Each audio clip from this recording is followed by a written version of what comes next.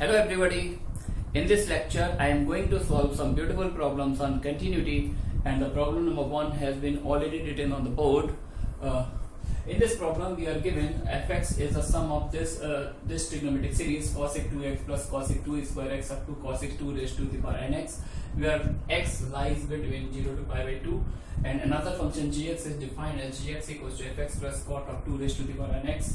If hx is defined as, for positive x, the definition of hx is this: at x equals to 0, the value of hx is p, and for negative x, hx is defined in this manner. And we have to find the value of p if possible to make the function hx continuous at x equals to 0. Okay, fine. So first of all, okay, I forget, I have to speak in Hindi. सबसे पहले यार अपने को क्या काम करना है? सबसे पहले अपने को इस ट्रिग्नोमेट्रिक सीरीज का सम निकालना है. तो ये सारे वर्क हमने ट्रिग्नोमेट्रिक सीरीज का सम निकालना हमने कंपाउंड एंगल के फर्स्ट पेज में पढ़ा था. सबसे लास्ट में अपने नोट्स देखिएगा आप लोग. तो कैसे निकालते हैं ट्रिग्नोमेट्रिक सीरीज का सम.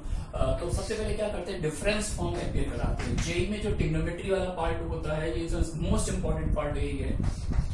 इस पार्ट से क्वेश्चन ज्यादा आते हैं. cosec 2x को लिख सकते हैं अपन 1 sin 2x. 2 या 3 बार क्वेश्चन आया ट्रिग्नोमेट्रिक सीरीज में, जिसमें डिफरेंस फॉर्म को क्रिएट करके हम सीरीज का सम निकालते हैं. 1 sin 2x है ना. अब एक काम किया, अब इसको डिफरेंस फॉर्म में कैसे क्रिएट करें. यहाँ पर तो एक ही मेंबर दिख रहा है, तो इसके लिए ट्रिक लगा दिया. एक sin x से मैंने ऊपर भी मल्टीप्लाई किया और एक sin x से डिनोमिनेटर में मल्टीप्लाई कर दिया. ठीक है ना. अच्छा, अब नीचे जो दो एंगल आ रहे हैं उनका डिफरेंस x है. नीचे के दो एंगल का डिफरेंस x है, तो ऊपर वाले x को मैंने लिख दिया 2x माइनस x. समझ रहे हैं क्या? ये ट्रिक बहुत इंपॉर्टेंट है. ये इंटीग्रेशन में भी बहुत ही यूज होती है डिफरेंस फॉर्म क्रिएट करने के लिए. अब इसकी ब्यूटी देखिएगा क्या है. अगर हम इसको साइन a माइनस b के फॉर्मूले से ओपन करें, आप इसको ओपन करिए तो क्या बन जाएगा. t1 equal to sine 2x cos x minus cos 2x sin x divided by sin 2x into sin x. अब सेपरेट कर लीजिए. sin 2x से sin 2x कैंसिल हो जाएगा. What we get from here, t1 equals to cos upon sin, that becomes cot x minus cot 2x. t1 is cot x minus cot 2x. यानी ये जो first term था cosec 2x, इसको हमने difference form में change कर लिया है ना. cot x minus cot 2x.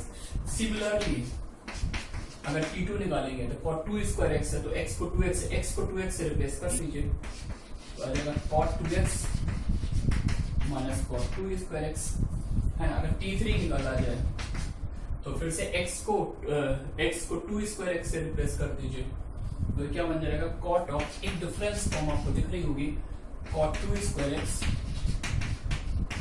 cot 2 cube into x. सही है बच्चों. एंड अप टू लास्ट में tn nth टर्म क्या आएगा, है ना. थोड़ा सा स्पेस है, लिख देते हैं. nth टर्म जब निकालेंगे, थर्ड टर्म में देखिए, थर्ड टर्म में 2 स्क्वायर आ रहा है, फोर्थ टर्म में 2 की पावर 3 आएगा, 10th टर्म में 2 की पावर 9 आएगा, तो nth टर्म में 2 की पावर n माइनस 1.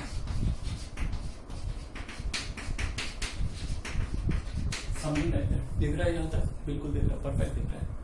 ठीक है. अब एडवांटेज देखिए, जब हम इस सीरीज का सम निकालेंगे, यानी t1 plus t2 plus t3, fx क्या t1 plus t2 plus t3 series के एन टर्म्स का सम, तो उसकी ब्यूटी है ये देखो, टर्म डायगोनली कैंसिल हो रहा है. ये इसको कैंसिल करेगा, ये इसको कैंसिल करेगा, इसके नीचे टर्म आया होगा वो इसको कैंसिल करेगा, इसके जस्ट ऊपर एक टर्म रहा होगा वो इसको कैंसिल करेगा.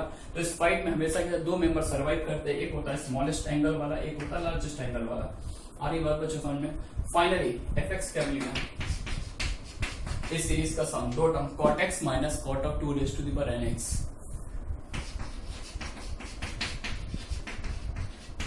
ये fx आ गया अपने पास, है ना. अच्छा, fx आ गया. अब बात करते हैं gx की. तो अगर हम इसको इधर शिफ्ट कर लें, gx की वैल्यू क्या थी, fx plus cot of 2 rays power nx. तो इस टर्म की वैल्यू क्या आ जाएगी अपने पास, cot x. gx की वैल्यू cot x आ गई अपने पास. ठीक है ना. मूव करते आगे. अच्छा, gx अगर cot x आ गया है, तो अब इस पार्ट को रब कर देते हैं, है ना. और gx के प्लेस पर क्या पुट कर देते हैं, gx के प्लेस पर पुट कर देते हैं cot x. अब आप ऊपर वाला पार्ट भूल जाइए। अब ये सपोज करिए ये कंटिन्यूटी का फ्रेश क्वेश्चन है, पॉजिटिव एक्स पे एच एक्स की डेफिनेशन ये है, नेगेटिव पर ये, जीरो पर ये, और मैं कहता हूं कि फंक्शन मतलब अगर एच एक्स अगर जीरो पे कंटिन्यूअस हो सकता है तो पी की पॉसिबल वैल्यू बताइए, है ना। तो पहले क्या करेंगे, एच की जीरो पर राइट हैंड लिमिट निकालते हैं, limit h goes to zero plus limit x goes to zero plus cos x to the power cot x plus sec x to the power cos x, ये limit लगेगी। सही है बच्चों, form check करो यार, x को zero डालो, base 1 को टेंड कर रहा है, पावर इंफिनिटी को, 1 पावर इंफिनिटी, है ना। ये वही फेवरेट फॉर्म है जो आपको बहुत पसंद होगी, ये फॉर्म सबको पसंद होती है। x को जीरो डालो, sec 0 1, cos 0 इंफिनिटी, ये भी कौन सी फॉर्म आ रही है, 1 टू द पावर इंफिनिटी। ये दोनों limit individually 1 to the power infinity form किए। तो यहाँ पर एक स्पेशल फॉर्मूला पढ़ते थे, e टू द पावर, क्या पढ़ते थे, बेस में से 1 सब्ट्रैक्ट कर दो और पावर से मल्टीप्लाई, cot x से मल्टीप्लाई, है ना, plus e to the power limit x goes to 0 plus base में से 1 सब्ट्रैक्ट कर दो और पावर से मल्टीप्लाई कर दो। सही है बच्चों। अच्छा एक एडजस्टमेंट कर लेते हैं, इस cot x को नीचे ले आए तो ये tan x बन जाएगा, cot x को नीचे लाएंगे tan x बन जाएगा, और tan x को हम सिर्फ x लिख सकते हैं, e to the power limit x goes to 0 plus cos x minus 1, tan x नीचे है जिसको मैंने x रीड कर लिया, और भाई स्टोरी यहां पर लगा देते हैं। अच्छा sec को कर दिया 1 अपॉन cos, तो एलसीएम लेंगे तो 1 माइनस cos x आ जाएगा, cos x को नीचे ले आओ, cos x बन जाएगा sin x, sin x को हम सिर्फ x बोल सकते हैं, इंटू 1 अपॉन cos x, ये एलसीएम आ जाएगा। सही है बच्चों।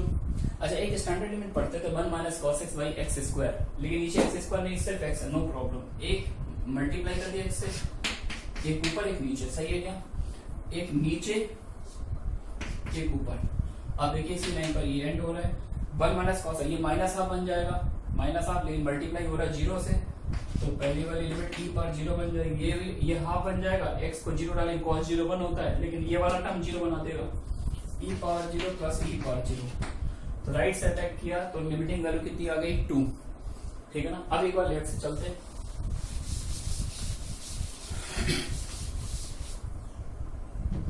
लेफ्ट से चलते हैं, h ऑफ 0 माइनस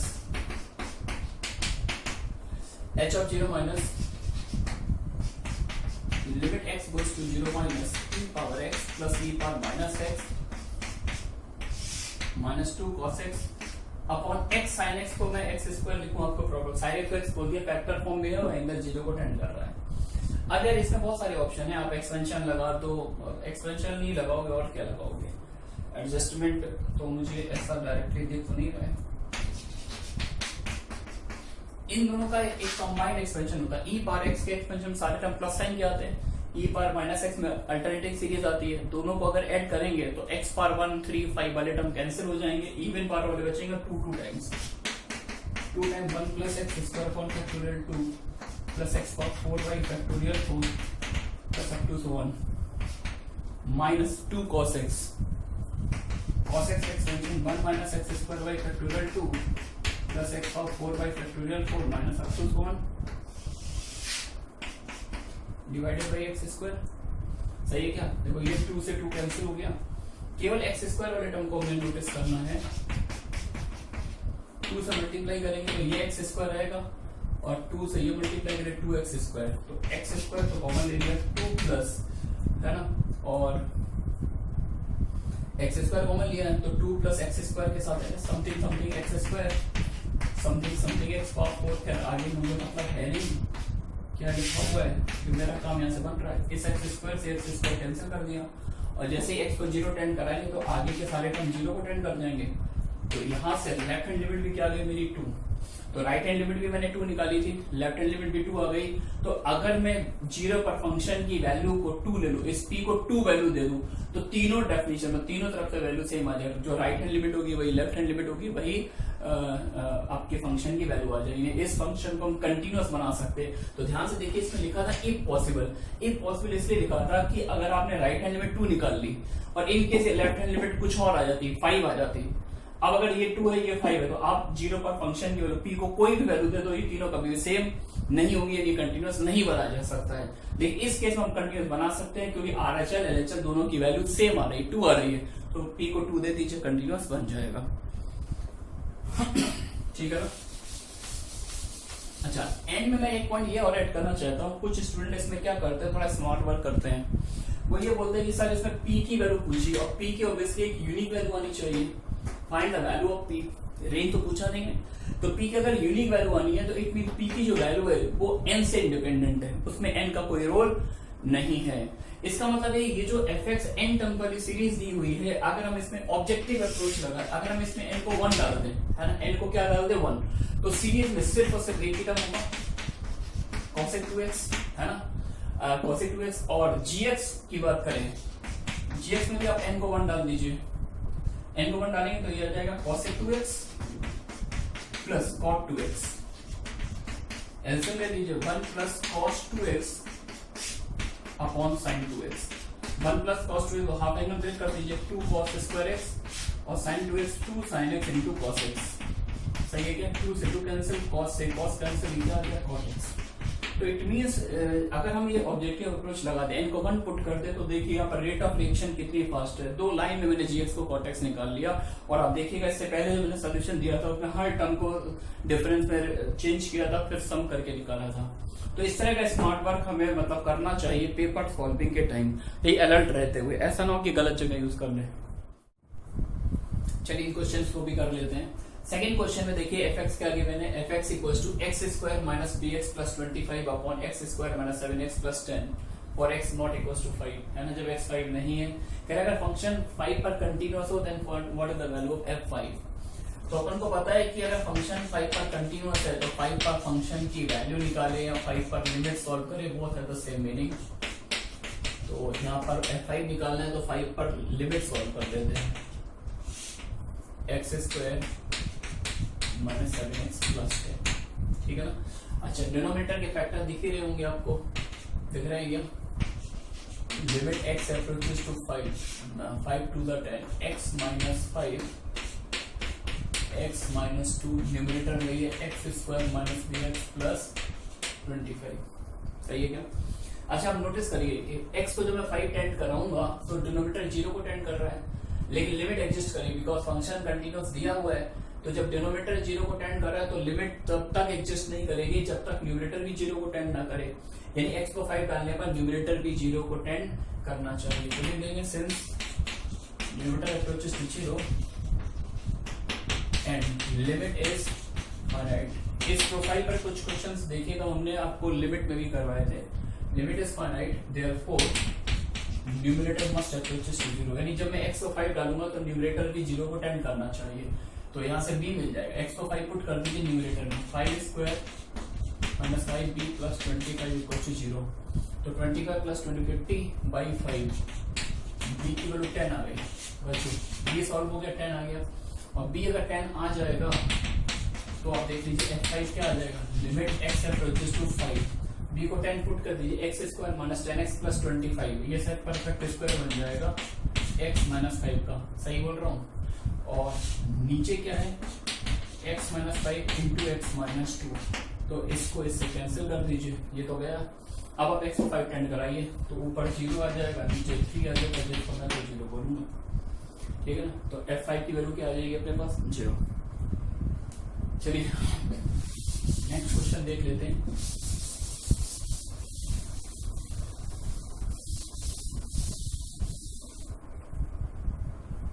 एक फंक्शन है f(x) equals to x minus e to the power x plus cos 2x upon x square when x not equals to 0, और बोला कि अगर फंक्शन 0 पे कंटीन्यूअस है then what is the value of integral part of f0 into fractional part. एक integral part है, एक f0 निकालना है। तो खैर ये तो फालतू बात है, आप केवल f0 निकाल दो, ये बाद वाला काम तो कर ही लेंगे। तो फंक्शन कंटीन्यूअस है तो f0 पर फंक्शन की वैल्यू निकालना या 0 पर लिमिट सॉल्व करना, both have the same meaning.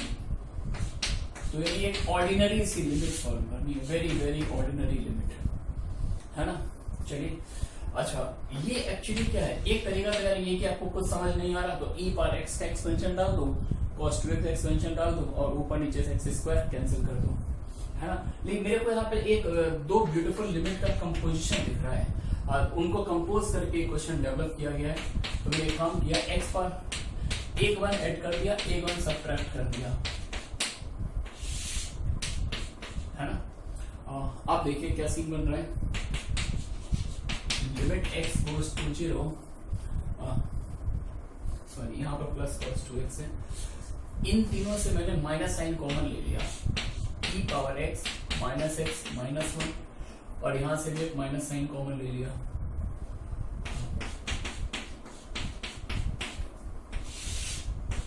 Something like that.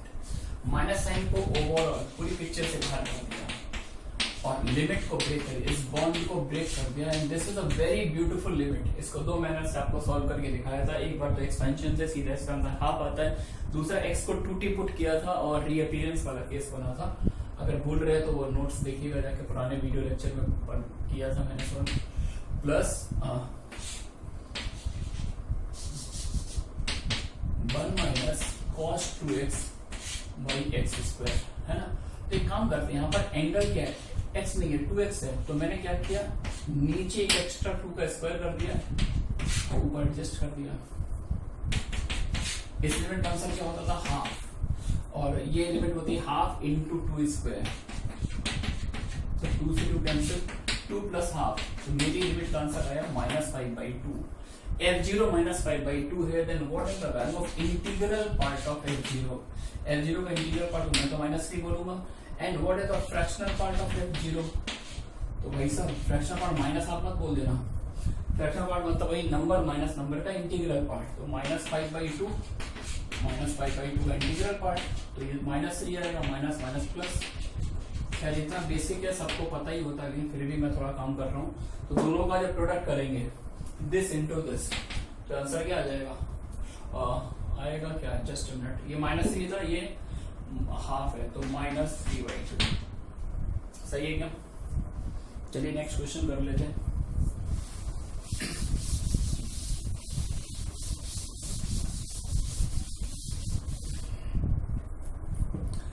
Next question देखिए, find number of points of discontinuity of this function fx equals to integral part of 2x³ - 5, और इस interval में बतानी 1 से 2 में कितनी डिसकंटिन्यूटी है।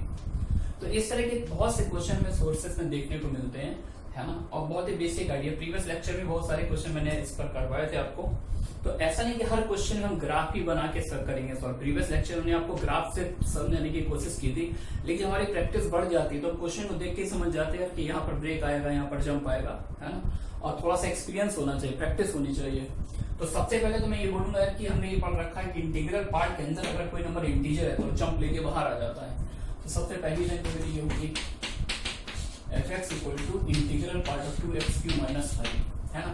अब ये सबसे पहले ये देखना पड़ता है कि ये जो फंक्शन गिवन अंदर वाला, ये अंदर वाला फंक्शन इस इंटरवल में 1 से 2 के बीच में कौन सी रेंज प्रोवाइड करता है, क्योंकि अपने को पता है कि इंटीग्रल पार्ट वाला फंक्शन उस x पर डिसकंटिन्यूअस होता है जिसके पुट करने पर अंदर इंटीग्रल वैल्यू मिले। मतलब मैंने कोई ऐसा x डाला जिसमें अंदर इंटीजर बन गया तो वहां पे डिसकंटिन्यूअस हो सकता है, लेकिन मैंने कोई ऐसा x डाला जिसमें ये इंटीजर नहीं बना तो कंटिन्यूअस होगा, क्योंकि इंटीग्रल पार्ट का ग्राफ देखो कहां पे डिसकंटिन्यूटी देता है, इंटीजर पर।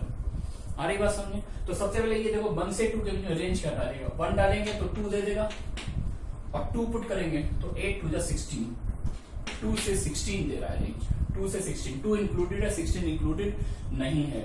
तो और x³ का ग्राफ कुछ इस तरह का आता है ना। ये ग्राफ बनाना नहीं है, थोड़ा सा माइंड में रहना चाहिए। स्ट्रिक्टली इंक्रीजिंग फंक्शन, इसका मतलब है इस रेंज के बीच में जितने इंटीजर आएंगे उन पर तो 100% डिसकंटिन्यूअस होगा, और एक इंटीजर पर एक ही डिसकंटिन्यूटी आएगी, तो ग्राफ केवल एक ही बार कट करेगा एक्सिस को, है ना।